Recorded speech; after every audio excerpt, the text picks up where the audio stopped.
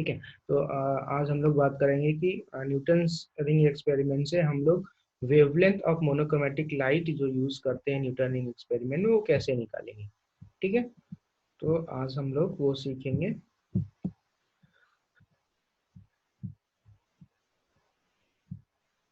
Okay, तो जैसे कि हम लोग लास्ट क्लास में हम लोगों ने क्या निकाला था कि डायमीटर ऑफ डार्क रिंग निकाला था। डायमीटर ऑफ डार्क रिंग हम लोगों ने निकाला था, वो हम लोगों का क्या आया था, diameter of mth dark ring जो आई थी dm equal to 2√m lambda r, where m is the number of rings, lambda is the wavelength of monochromatic light और r is the radius of the curvature। r is the radius of the curvature। तो diameter का square करेंगे तो क्या हो जाएगा, 4m lambda r हो जाएगा, 4m lambda r हो जाएगा। ठीक है, ये mth रिंग का डायमीटर mth, वेयर m क्या है, कोई भी नंबर हो सकता है, 1 2 3 4 5 कुछ भी हो सकता है। ठीक है, and suppose m plus pth ring का डायमीटर p कोई भी नंबर है, सपोज 4 हमने अगर फिक्स कर दिया कोई नंबर, सपोज p 4 है और m इक्वल टू 1 है, तो ये कौन सा डायमीटर हो जाएगा, 4 प्लस 1 इज फिफ्थ रिंग का diameter, 4 plus 1 is the fifth ring. तो diameter of m plus pth ring का होल स्क्वायर क्या हो जाएगा, equal to 4 m plus p lambda r, m plus p lambda r, m plus p lambda r। ठीक है, m plus p lambda, तो ये diameter हमारा mth रिंग का है। डायमीटर का स्क्वायर कितना है, mth रिंग, m कोई भी नंबर हो सकता है, और m प्लस pth रिंग का क्या हो सकता है, ये diameter m plus pth ring, ये भी कोई एक रिंग ही है हमारी, बट m अगर 1 है और p हमने अगर 4 सपोज किया है, तो ये फिफ्थ रिंग का हो जाएगा और फिर ये फर्स्ट रिंग का हो जाएगा। यानी कि फर्स्ट रिंग का डायमीटर ये है और ये फिफ्थ रिंग का डायमीटर है, अगर हम m इक्वल टू 1 लेते हैं और p इक्वल टू 4 लेते हैं। तो अब इसमें से diameter of fifth ring minus diameter of first ring कर देंगे, तो ये diameter of m plus p का whole square minus diameter of m square, diameter of m square, ये अगर इसको माइनस कर देंगे तो ये क्या आ जाएगा हमारे पास, 4p lambda r, 4p lambda r आ जाएगा। यहाँ पे लैम्डा क्या है, हमारी वेवलेंथ है, wavelength of monochromatic light used, r हमारा रेडियस ऑफ कर्वेचर है, p जो हम लोगों ने सपोज किया था नंबर ऑफ रिंग्स, मतलब कितनी नंबर ऑफ रिंग्स के बाद हम डायमीटर हम लोग सपोज कर रहे हैं ले रहे हैं। तो इस फॉर्मूले से हम लोगों ने lambda equal to diameter of m plus pth ring का whole square minus diameter of mth ring का होल स्क्वायर अपॉन 4pr। तो ये हमारा एक फॉर्मूला हो गया, जहाँ से हम wavelength of monochromatic light use कर सकते हैं, मतलब निकाल सकते हैं, डिटरमाइन करेंगे wavelength of monochromatic light used in Newton's ring experiment. ठीक है, तो लैम्डा यहाँ से हम लोग फाइंड कर सकते हैं। कैसे फाइंड कर सकते हैं, दो रिंग्स के बीच का डायमीटर, मतलब दो रिंग्स के डायमीटर निकाल दें और उसका माइनस कर दें, तो ये हमें वेवलेंथ उसमें पता चल जाता है। वेवलेंथ हम इस फॉर्मूले में रख के वेवलेंथ निकाल सकते हैं। अच्छा, डायमीटर इसको हम उससे भी निकाल सकते हैं, कैसे, ग्राफ के भी थ्रू से भी निकाल सकते हैं। ग्राफ क्या है हमारा, ग्राफ कहता है कि अगर हम डायमीटर का स्क्वायर किसके बीच में हमें लेना है, ग्राफ प्लॉट करना है, डायमीटर, डायमीटर का स्क्वायर यानी कि रिंग्स की डायमीटर का स्क्वायर, m हमारा कोई भी नंबर है, 1 2 3 4 5 6 7 8 9 कुछ भी नंबर हो सकता है। तो डायमीटर का स्क्वायर y एक्सिस में, और number of rings, number of rings अगर m नंबर रख दें हमारा 1 2 3 4 5 6 कुछ होता जाएगा m और m प्लस p, ये नंबर ऑफ रिंग्स में, और उनके डायमीटर के स्क्वायर में हम अगर ग्राफ प्लॉट कर दें तो वो कुछ ऐसा ग्राफ आएगा, स्ट्रेट लाइन। और इसका अगर हम स्लोप निकाल दें, इसका अगर हम स्लोप निकाल दें तो उससे भी हम लोग, और फॉर्मूले में रख दें lambda equal to slope of the line upon 4r, 4r। तो इस अगर स्लोप ऑफ लाइन हम निकाल देते हैं तब भी हमें wavelength of monochromatic light find कर सकते हैं इस फॉर्मूले से। ठीक है, तो ये हमारा नेक्स्ट फॉर्मूला क्या हो सकता है, lambda equal to slope of the line upon 4r। Where R is the radius of the curvature of the lens, ठीक है, where R the is the radius of the curvature of the lens. ठीक है, तो इस तरह से हमको और वेवलेंथ ऑफ मोनोक्रोमेटिक लाइट निकालते हैं, और ये आपका एक्सपेरिमेंट भी हम कराते हैं लैब में। ये लैम्डा इक्वल टू इस फॉर्मूले से हम लोग वेवलेंथ निकालते हैं, बेसिकली जो लैब में हम लोग निकालते हैं, ठीक है। बट आप लोग इस फॉर्मूले से भी, यानी कि स्लोप ऑफ द लाइन से भी वेवलेंथ निकाल सकते हैं, ठीक है। तो ये इंटरफेरेंस का आज थ्योरी पोर्शन यहाँ से खत्म होता है। अब हम लोग इसी के बेस पे कुछ न्यूमेरिकल्स पे बात कर लेते हैं, ठीक। फर्स्ट न्यूमेरिकल क्या है, Newton singer observe in reflected light lambda equal to, lambda की वैल्यू दे रखी 5.9 10 की power -5 centimetre, and diameter of the 10th dark ring दे रखा है 0.5 centimetre. Find the radius of the curvature of the and thickness of the air film. ये तो ठीक है। तो लैम्डा की वैल्यू ये है, mth dark ring, radius of curvature कैसे निकालेंगे, R square upon M lambda R. R की वैल्यू दे रखी है 10th डार्क रिंग की, 10th डार्क की रिंग की दे रखी है, यानी कि 0.5 का होल स्क्वायर। और एम की वैल्यू क्या है, एम की वैल्यू है 10।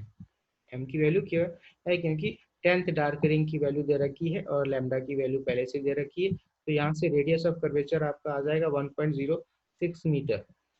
रेडियस ऑफ कर्वेचर 1.06 मीटर आ जाएगा। और thickness of the air film 2t equal to M lambda के फॉर्मूले से रखेंगे, तो यहाँ से आपका थिकनेस आ जाएगा t equal to M lambda upon 2, ये आपकी थिकनेस आ जाएगी। इससे हम लोग थिकनेस निकाल सकते हैं। दूसरे फॉर्म का क्या है, in Newton ring experiment diameter of 10th dark ring इतना है, एंड द वेवलेंथ लैम्डा की वैल्यू ये है, in air is 0.5 centimetre. Find the radius of curvature of the run. Same formula जैसे इसमें हम लोग, ये फॉर्मूला अगले अगले क्वेश्चंस में क्या है, यही सब फॉर्मूला लगाना है, बट यहाँ पे रेडियस दिया हुआ था, यहाँ पे डायमीटर दिया हुआ था, ठीक है। तो radius equal to diameter upon 2 कर देंगे तो हमारा रेडियस आ जाएगा, यानी कि radius of curvature equal to d/2 का whole square upon M lambda. M 10th दिया हुआ है, लेमडा की वैल्यू 6000 एंगस्ट्रॉन दी रखी हुई है, और d/2 यानी कि डायमीटर का हाफ कर देंगे, वो आपका रेडियस हो जाएगा। तो इससे भी रेडियस ऑफ कर्वेचर आपका फाइंड आउट हो जाएगा। नेक्स्ट है हमारा,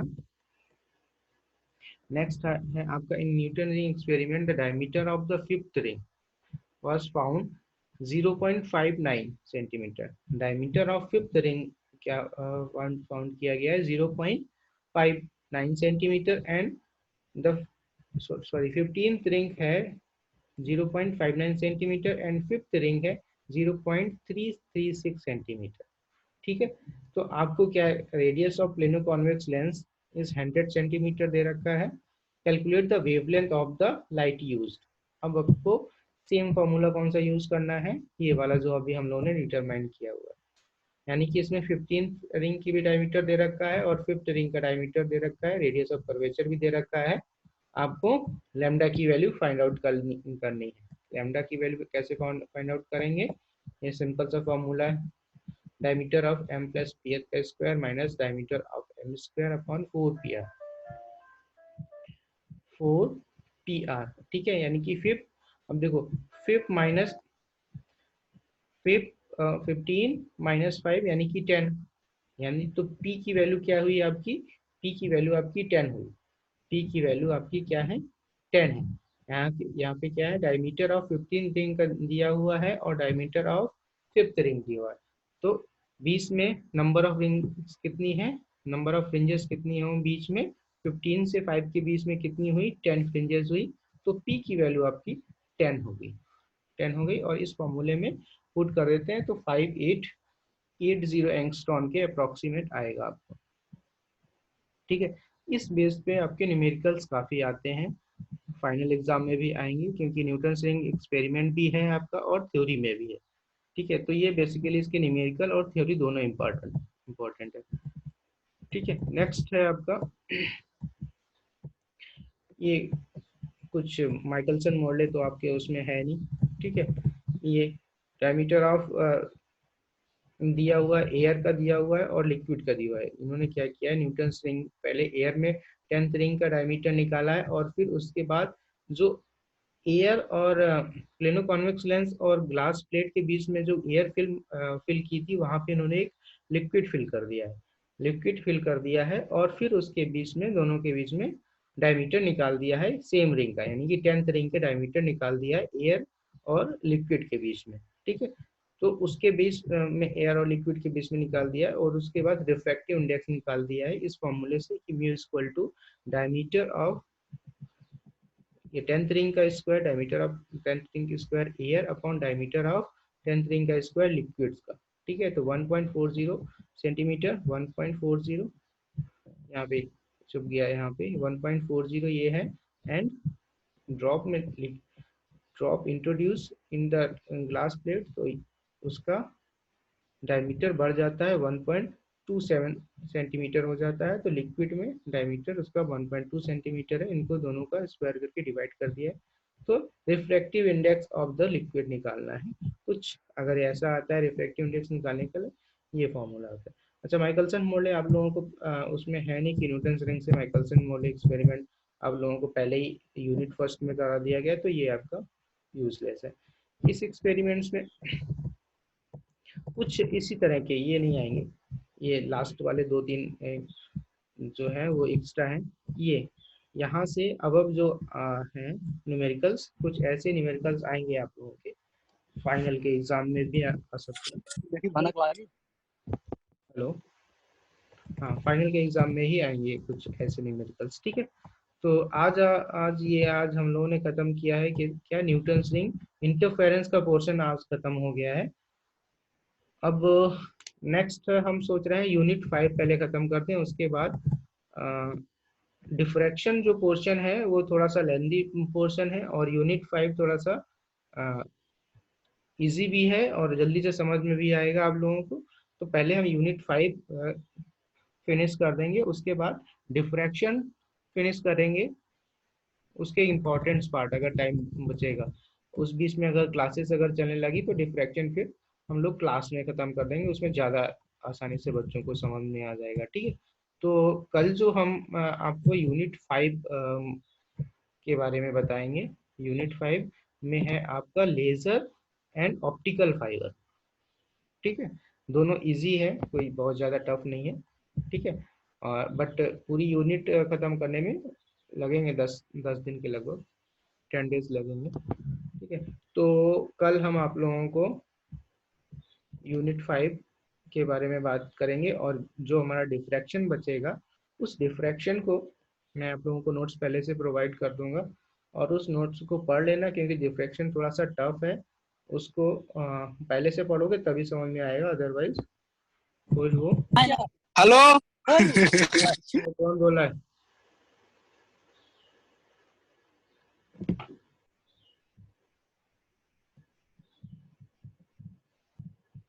कौन बोल रहा था अभी? हाँ, एक मिनट में टेस्ट करता हूँ।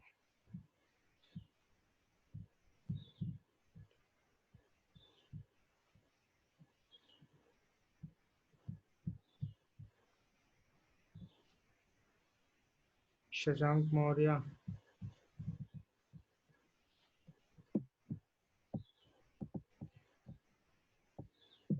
ठीक है, तो आज के लिए इतना ही रखते हैं। आज हम लोगों ने क्या फिनिश किया है, आज हम लोगों ने फिनिश किया है, इसको रिकॉर्डिंग से हटा दें।